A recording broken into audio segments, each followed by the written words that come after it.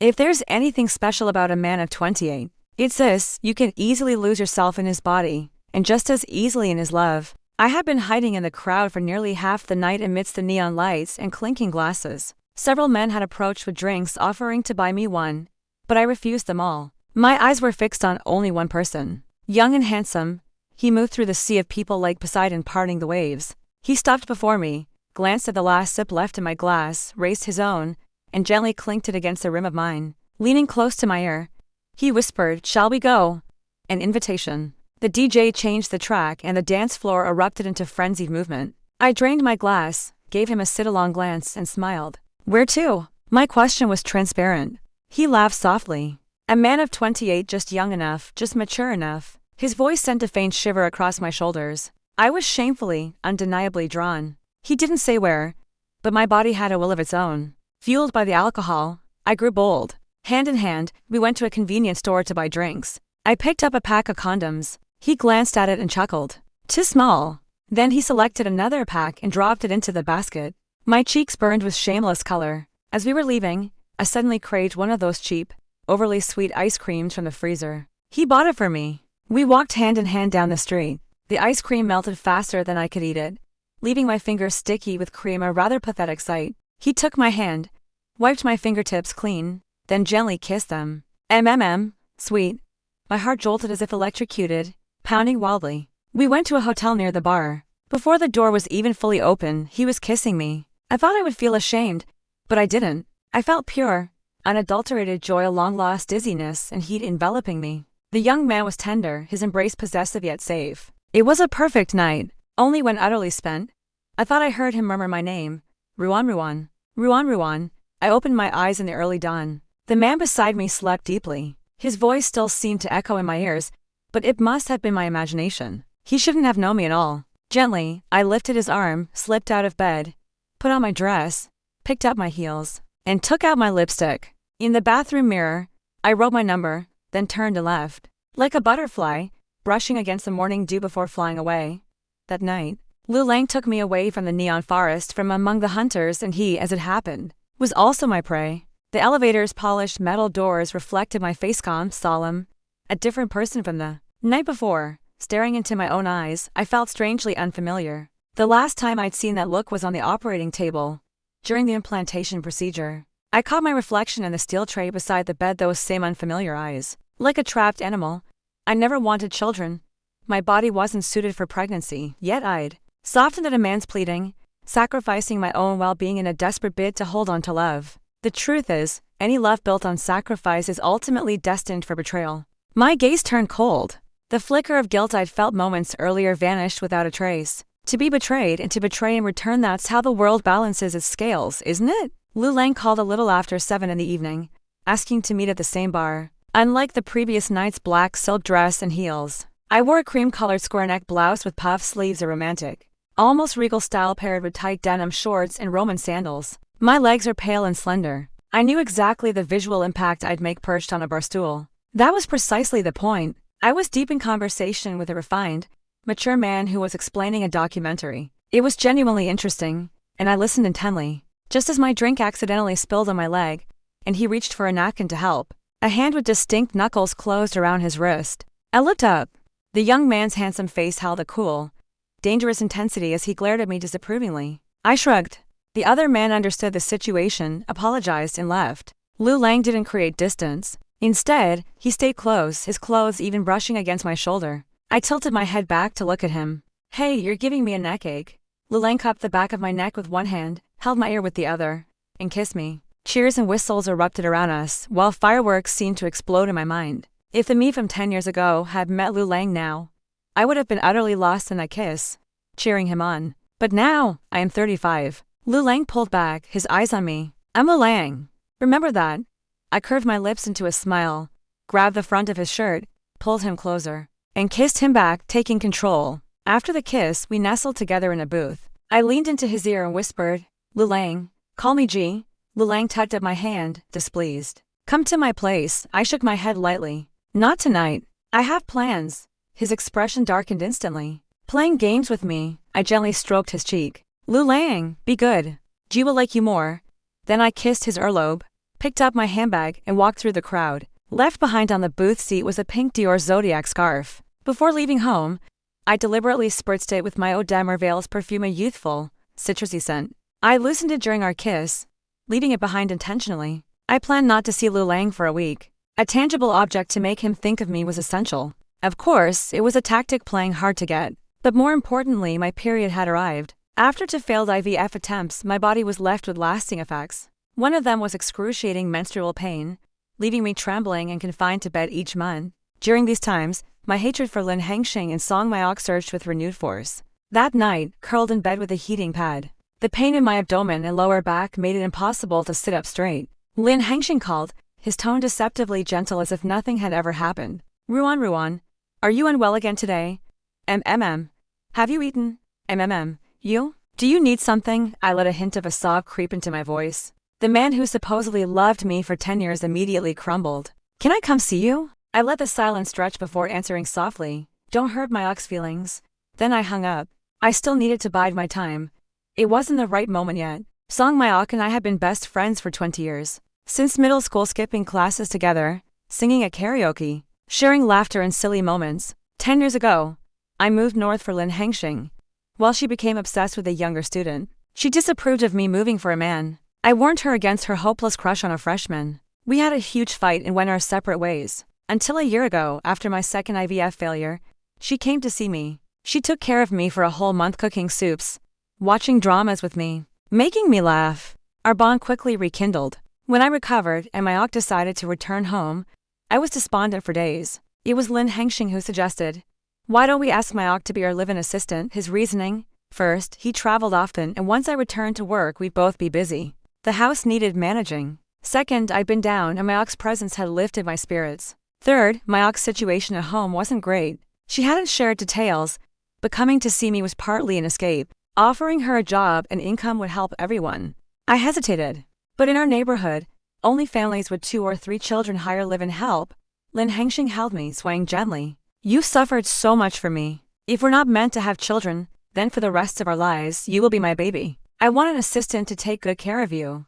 Tears welled in my eyes then. I thought, even though I'd gone against my own wishes and hurt myself, I hadn't loved the wrong person. Love requires sacrifice, doesn't it? I eagerly asked Myok to stay. She resisted at first, then sighed and thanked me. Regardless, Song Myok moved into my home, the one I'd shared with Lin Hengxing for 5 years. At first, everything was wonderful. The house was always spotless, everything in its place. I could never keep plants alive, even cacti died. Myok bought a bird of paradise and a fiddle leaf fig, and they thrived. The house felt vibrant. Since childhood, Myok had always been gentler, more patient, better at caring for others than I was. I also found new motivation and returned to my career. I work in event planning. After overcoming the initial adjustment period, I started traveling nationally with clients. Wherever there was a conference, I was there to oversee execution. Anyone in events knows each project is a battle. No matter how meticulous you are, surprises happen, demanding intense focus. By the time I redirected my attention back home, it was half a year later. During the National Day holiday, Myok had gone home. Lin Hengxing was away on business. I was alone, resting. My routine was regular: breakfast, a morning walk, a nap, then a workout at the community gym. I rarely left the complex. But gradually, I noticed people looking at me strangely hesitant, as if they wanted to say something but didn't know how. Mrs. Song from the next building was on friendly terms with me. We'd once joined forces to fight the property management over a basement leak upon forged in battle. So I invited her over and asked directly, "People in the complex keep giving me odd looks. Do you know why?" Mrs. Song fidgeted with her cup, then set it down as if burned. She gave me an awkward smile. "Well, they're just rumors. It's not my place to say." A sense of dread rose within me. I took her hand, speaking earnestly. "We're both women. Please be direct. I owe you one, Mrs." Song studied me for a moment, then sighed. "I've only heard things. Don't take it as absolute truth."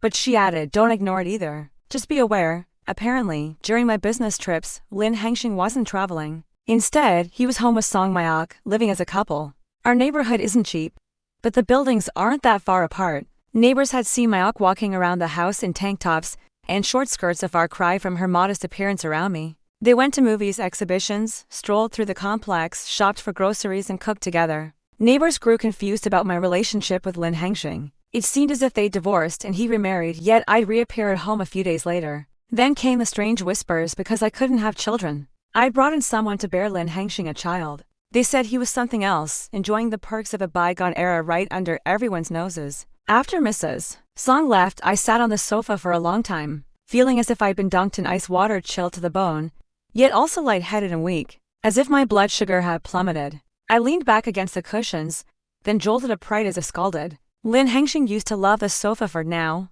he and Mayok probably. Disgust overwhelmed me. I rushed to the bathroom and vomited violently. Having eaten nothing all day, I retched up only bile, my whole body shaking. I realized emotional devastation could feel like a serious illness abrush with death. That night, my period arrived. I lay shivering under the covers, crying until I choked. Lin Hengxing called to apologize. I know you're not feeling well today. But Ruan, I'm so sorry I can't be there. I just cried, not responding. I hadn't figured out what to do yet. Lin Hengxing assumed it was physical pain and self-pity, and didn't think much of it. The next morning, I received the breakfast he'd ordered for me. All these years, Lin Hengxing had been a considerate husband. I was always the envied one. But fortunes change. Those who once envied me were now spectators to the farce playing out in my home. I didn't refuse the breakfast. In fact, I showered, did my makeup, dried my hair, and put on fresh clothes specifically for this meal. Then I sat down before the congee and steamed buns as if they were a formal French dinner. I ate them slowly, solemnly, enduring the abdominal pain. I had already decided on revenge. No one should betray another and walk away unscathed. My former mentor once said that if I focused all my energy on work, I'd be a formidable strategist. Not because of wild creativity, but because of meticulous planning and masterful coordination. For instance, a large-scale conference might span 3 or 4 cities, involve over 1,000 people, and consist of multiple events over 5 to 7 days,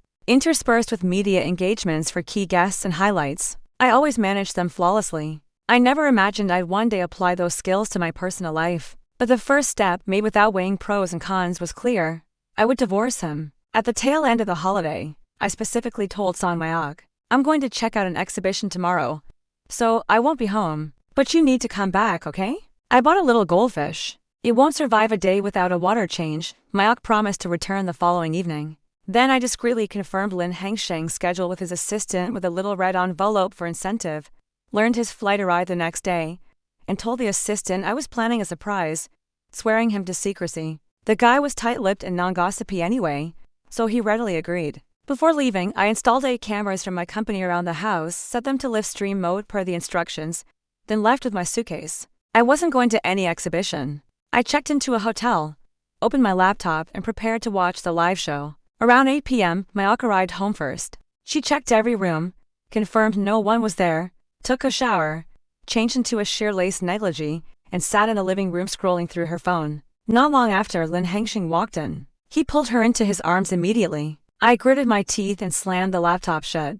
The setup included recording. Even if I didn't watch, everything was uploaded to my cloud storage. The next day, I rushed home with tear-streaked makeup, looking utterly disheveled, startling the illicit couple, ignoring Lin Hengxing's pleas and Mayok's shrieks. I slapped them both, then left, heartbroken because Lin Hengxing had committed adultery during the marriage, and I had evidence. I successfully walked away with all our assets, except the apartment, but that was only the first step. I had prepared to spend the next 7 days alone wallowing. Lulang called a few times, but I declined. Finally, he said, I really want to see you. Perhaps because revisiting the past was draining, and I felt particularly vulnerable. I gave him my address. He arrived quickly. Upon opening the door and seeing my pale face and the simple nightgown I wore, he paused, momentarily stunned, but his expression soon turned stern. He scooped me up. Didn't you say your period was painful? Why are you barefoot on the floor? Going barefoot was a bad habit of mine. Lin Hengxing used to nag me constantly. When I didn't change, he had the entire flat fitted with wooden flooring. At least it wasn't cold. For years, no one had scolded me for it. Lu Lang carried me to the bedroom, tucked me in, and frowned down at me. I smiled faintly, a touch of sarcasm in my voice. What? Think G isn't pretty anymore?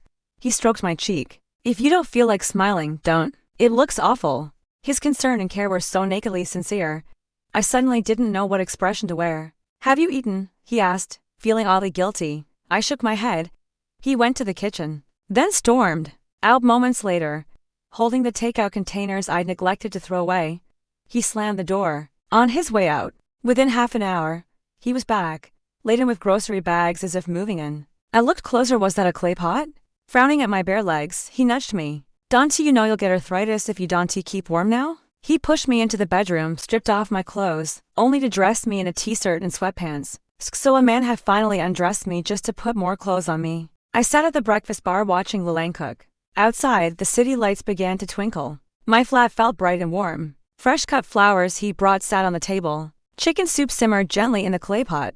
Rice was ready, kept warm. He was chopping vegetables for a stir-fry. Lulang had a strange magic about him. With him, I couldn't help but imagine a future that was truly dangerous. "What? Think I'm handsome?" Lulang glanced up, a teasing smile on his lips.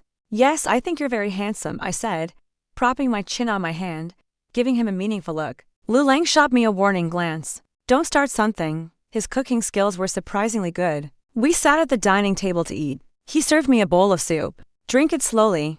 I took small sips with my spoon. The broth was flavorful, not greasy at all. Warmth spread through me with each swallow. When I looked up, I found Lulang watching me. "What?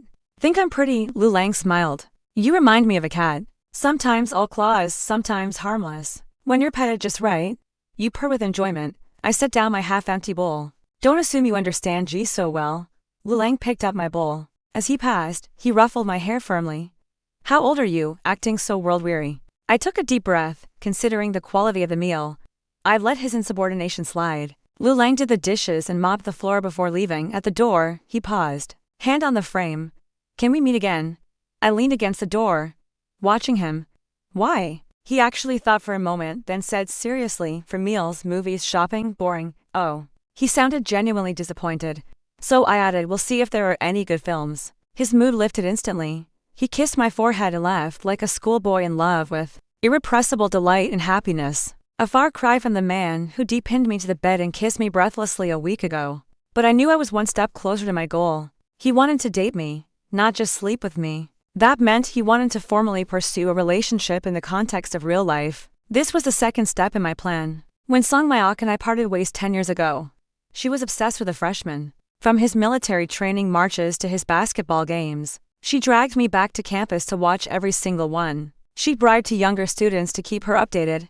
But she had some shame, claiming to be the boy's cousin, keeping an eye on him for the family. The juniors treated her with the respect due a future sister-in-law, dutifully reporting his movements, under the shade of trees. She drooled over the boy in his green uniform. While I replied to Lin Hengsheng's text on my phone, in the stadium, she'd scream over his athletic prowess on the court.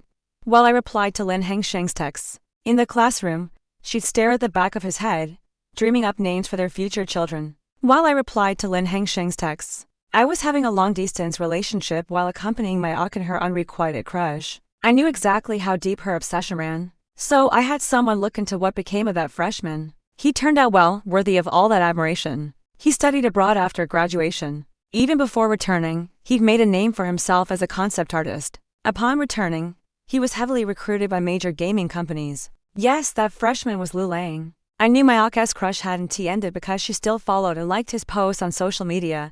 Just one silent follower among his hundreds of thousands. I understood Mayok. She had a stubborn streak. She didn't act because he was now far beyond her reach, not someone she could see by taking a half-hour taxi ride. But I was different. Hatred had given me courage. I never asked why Lulang chose me that night. Many men had approached me, and even more young, beautiful girls had hovered around him. I didn't ask. He didn't say. I didn't care about the reason. The desired outcome was achieved. That was enough. I began the third phase of my plan. The third step wasn't difficult, just nauseating. But I held my breath and pushed through. I started sending signals to Lin Hengsheng. At first, it was accidental wrong number calls. Then we kept bumping into each other at places we used. Too frequent.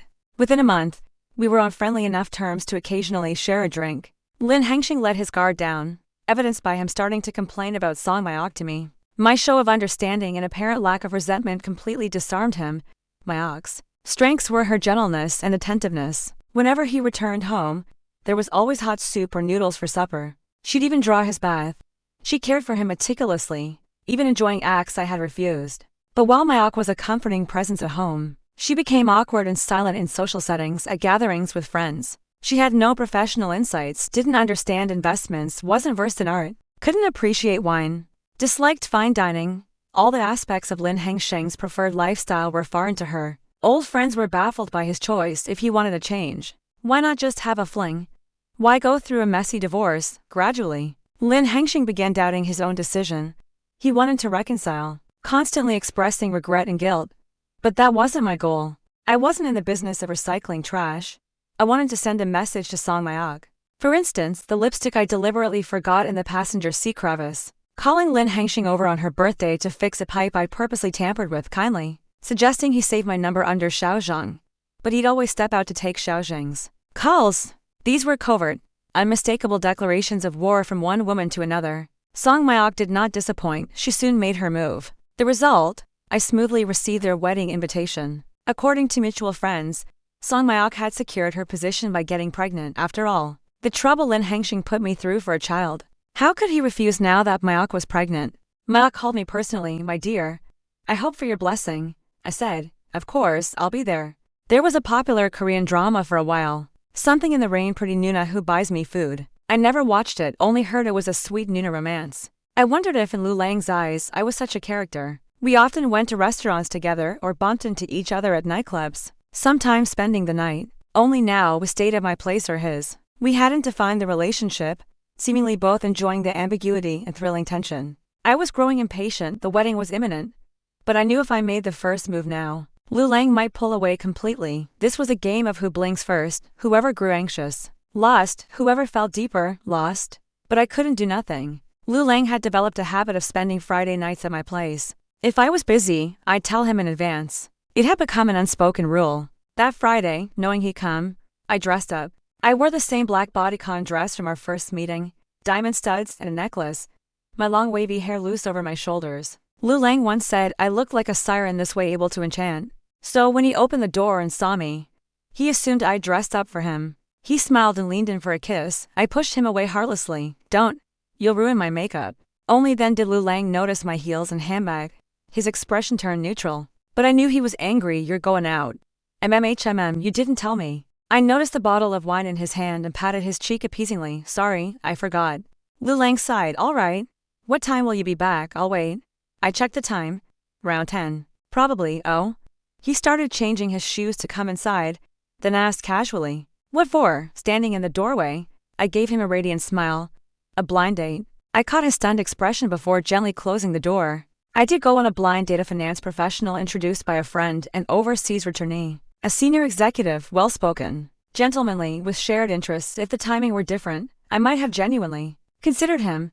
He was a good match. So when he drove me home, opened the car door, and helped me out, we made a striking pair. Back home, Lu Lang was indeed still there, sitting silently on the sofa, waiting for an explanation. But I just kicked off my heels and walked barefoot to the kitchen for water. Lu Lang couldn't hold back. He strode over, picked me up in a cradle hold like a child, and even gave my backside a firm swat. I swear, I was dumbfounded. I never imagined at 35 I'd be spanked. I braced against his shoulders, astonished. What are you doing? Lu Lang carried me straight to the bedroom and tossed me onto the bed. A kiss descended, followed by rising heat. He petulantly ripped the strap of my dress, rendering it unwearable. Then he pinned me to the mattress, a form of punishment. After the kiss, he breathed heavily against my ear, demanding, why did you go on a date? I ruffled his hair, soothing a large, agitated dog. Gee's getting old. She has to think about settling down someday. He nipped at my collarbone. If you want to marry, you could marry me. With a complex mix of emotions, I cupped his face, looking into his eyes. Do you know what you're saying? We're not even officially together. He glared at me fiercely. Why aren't we? We've slept together. Are you trying to abandon me after having your way? His anger was palpable, and he made sure I felt it in every touch. Lost in passion, I heard him call me Ruan Ruan again. It was so clear that afterwards I couldn't help asking, that first night, did you call my name? Lu Lang turned away, pulling the covers over himself. I don't want to talk to you, you wicked woman. I was both exasperated and amused. Watching his back, my feelings grew complicated. That night, sleep eluded me. Lu Lang, I called softly. He turned and pulled me into his arms. Sleep now. Be good. For a fleeting moment, I considered confessing everything. But I hesitated. I couldn't bear the thought of him knowing the truth and walking away. At that moment, I couldn't tell if my fear of him leaving was because I'd fallen for him, or because without him my revenge plot would crumble. But having come this far, even if I had to crawl, I had to see it through. Only then could I close that chapter and start anew. The wedding of Song Mayok and Lin Hengxing arrived on a perfectly clear day. This grand occasion was also the key to my final move. I attended, naturally, with my newly minted fiancé, Lu Lang. On the way, I told him, "Today's wedding is my ex-husband's." He looked at me with utter incredulity, as if facing a heartless woman, wanting to scold me but lost for words. At a red light, I pulled him over and kissed him hard. "If you don't want to go, get out of the car. If you're coming, behave." He clicked his tongue, wiped my lipstick from his mouth with a tissue and said lazily, "Got it." When I walked into the hotel on Lu Lang's arm, we drew many stairs. Lin Hengxing and I were together for 5 years, married for 5. I knew all his relatives, his friends and colleagues were familiar to me. I was even close with many of his friends' wives. Seeing me arrive with an intimately connected man left them unsure how to react. Even the newlyweds' expressions cracked when they saw us. Lin Hengxing clearly looked hurt, but as a groom, he had no right to say anything. He just glanced at me. Song Mayok showed confusion and shock, her heavy makeup unable to mask it. She immediately dragged Lin Hengxing over, but her gaze wasn't on me, it was fixed on Lu Lang beside me. Approaching, Mayok almost eagerly asked, Ruan, aren't you going to introduce us?" I smiled graciously. "This is Lu Lang, my fiancé." Song Mayok's legs seemed to give way. She stumbled back to steps. If Lin Hengxing hadn't caught her, she would have fallen. Those secretly watching were baffled by the scene. Shouldn't I be the wounded one? Why did it look like Song Mayok's husband had been stolen? Afterwards, though Mayok left with Lin Hengxing, she was visibly distracted, constantly glancing our way. This was Lu Lang's first formal appearance as my fiancé. His usual boyish nonchalance vanished. He was the picture of a gentleman attentive and considerate. I was seated in the groom's family section, surrounded by mutual friends. They observed us for a while, then raised their glasses to me. Ruan, we wish you happiness in your new life." Lu Lang promptly picked up his glass. "She will be. Thank you." Everyone laughed, the atmosphere lightening considerably. The ceremony began. The host narrated the couple's beautiful love story. While many present knew the truth, no one would spoil the occasion now. Then came the lines I had arranged. "Now, the happy couple is also expecting the fruit of their love, a little life, who will join this world in 10 months. Let's raise our glasses to congratulate them." Lin Hengxing and Song Mayok looked uncomfortable but forced smiles. The one who shattered was Lin Hengxing's mother, my former mother-in-law, seated in the front row. She stared at Mayok in shock, then fury. "I object. I do not agree," unbelievably. Midway through the wedding, the groom's mother was objecting. No matter who tried to reason with her, no matter how Lin Hengxing pleaded, she refused, hysterically refusing to give a reason. Finally, she fainted from sheer anger. The farce ended, the wedding couldn't continue. But in truth, it didn't matter why his mother objected. They'd already registered their marriage before the wedding. Mayok had posted it on social media. A week later, a haggard Song Mayok appeared at my door. I let her in. She sat on the sofa, silent for a long time, then asked, "Was it you?" I smiled lightly, neither confirming nor denying. "And Lu Lang, was that deliberate too?" I raised an eyebrow. "What do you think?" Of course. She clenched her fists, face flushed with anger. "Why would you do this?" I studied her for a moment and almost laughed. So, she still didn't understand why she'd lost. I decided to be magnanimous. "You came to take care of me because my 2 IVF attempts failed, remember?" She seemed confused by the subject change. I continued. "It wasn't just my issue. Lin Hengxing has low sperm motility. Why do you think his mother never pressured us about children all those years? Because she knew about his condition." Mayok turned deathly pale. "Then why did you even try IVF?" "Because," I leaned back, emotionless, as if recounting someone else's life. "Because I was foolish. I loved him too much, couldn't bear his pain, and held onto a sliver of hope for a miracle." Mayok slumped, finally understanding the fatal flaw in her plan. She buried her face in her hands, doubling over like a wounded animal. Broken sobs escaped between her fingers. "You were always so clever, getting everything you wanted so easily, the professor's favor, classmates' affection, even the Lu Lang I loved most, would always look your way. Why? All those years, I was the one chasing him. I was going to confess, but he asked me, 'Senior, could you give me that other girl's number?' Huh? How laughable. He never knew I'd never, ever play matchmaker for you two." My heart skipped a beat. She looked up, face twisted with envy. "After all these years, you're still so lucky. Lin Hengxing doted on you. You have a successful career, a husband who obeys your every word. Why? Why? This time, it was my turn to take your happiness. That's only fair, isn't it?" Just as I was about to speak, Lu Lang emerged from the bedroom, shirtless, wearing only sleep pants. Seeing Mayok, he frowned and shot me a displeased look. "You didn't tell me we had company." He turned to leave. Mayok lunged at him frantically. Ruan isn't with you because she loves you. She's using you to get back at me. I chased you for years, and she knew it. She sought you out deliberately just to hurt me. My heart leaped into my throat. In that moment, I realized I had truly fallen for Lu Lang. Because I loved him, I was terrified. But after a pause, Lu Lang just frowned and asked, "And you are?" Both Mayok and I were stunned. Then I couldn't help but burst out laughing. Song Mayok laughed, utterly defeated. That evening, Lu Lang and I sat on the sofa watching a film. Leaning against his chest, I finally asked, "You really don't remember Song Mayok?" "How could I not? I asked her for your number once. She gave me the career center's hotline." I was speechless. Seeing his grumpy expression, I laughed heartily. After a moment, another question arose. "So, you knew all along, MMM? How did you know?"